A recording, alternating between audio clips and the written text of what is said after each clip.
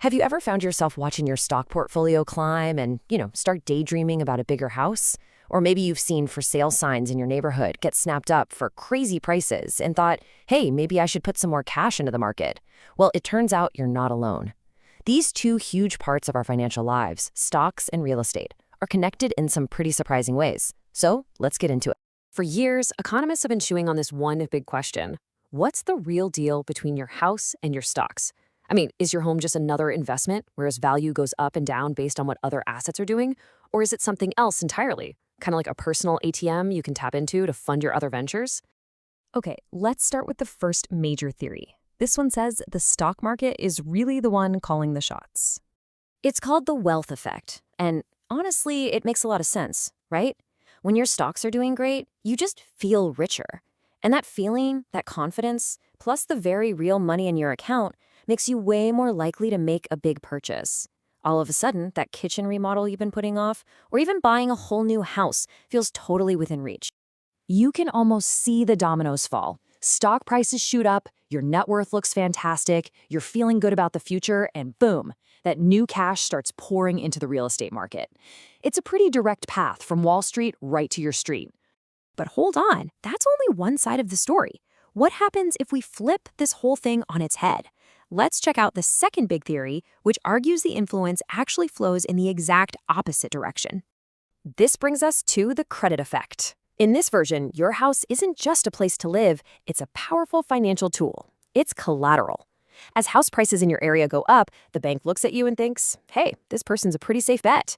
They become willing to lend you more money against that house. And what can you do with that cash?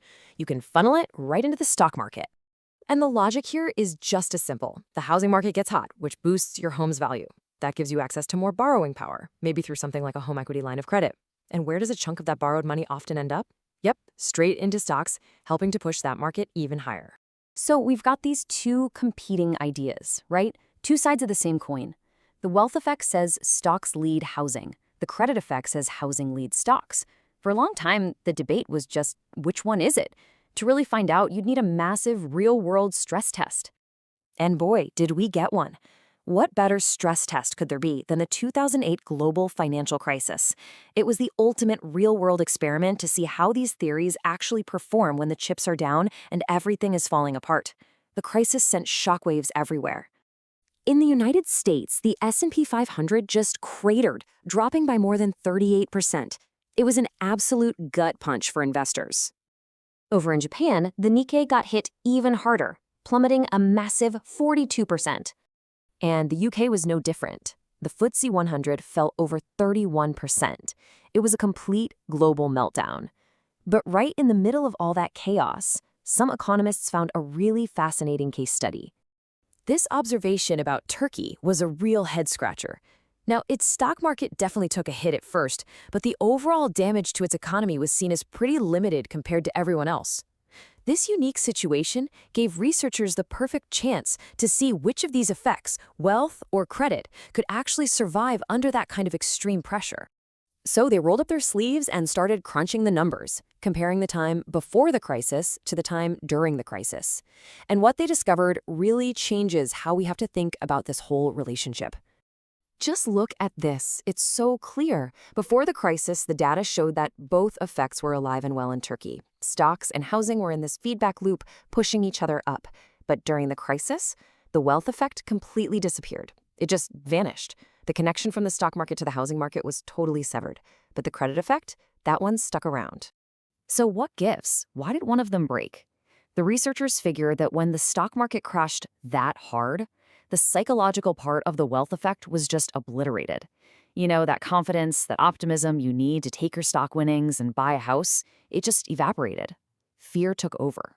Okay, so that's a huge finding for one country, but is it a universal law of economics? To figure that out, another study zoomed out and looked at this relationship across 22 different European Union countries during that same chaotic time, from 2007 to 2012. And this is where it gets really interesting because they found there was no simple one-size-fits-all answer. In 15 countries, places like the UK and Sweden, there was a positive link. When one market went up, the other tended to follow. But get this, in 5 countries like Austria and Germany, the relationship was actually negative. And then in France and Italy, there was basically no connection at all. It just goes to show that local things, like banking rules or even cultural feelings about debt, must play a massive role. So, after digging through all this data, from the good times to one of the worst financial crashes in modern history, where do we land? What's the final verdict on this link between your stocks and your house? So, what's the bottom line for you? Well, first, the connection is definitely real. But, and this is a huge but, it's not stable. It's fragile.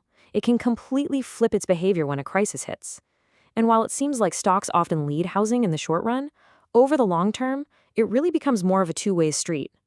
But maybe the biggest lesson of all is that there's just no single simple rule that works for every country. So the most crucial point isn't just that it's complex. It's that those neat and tidy theories we started with, the wealth effect, the credit effect, they're kind of like fair weather friends. They work great until they don't.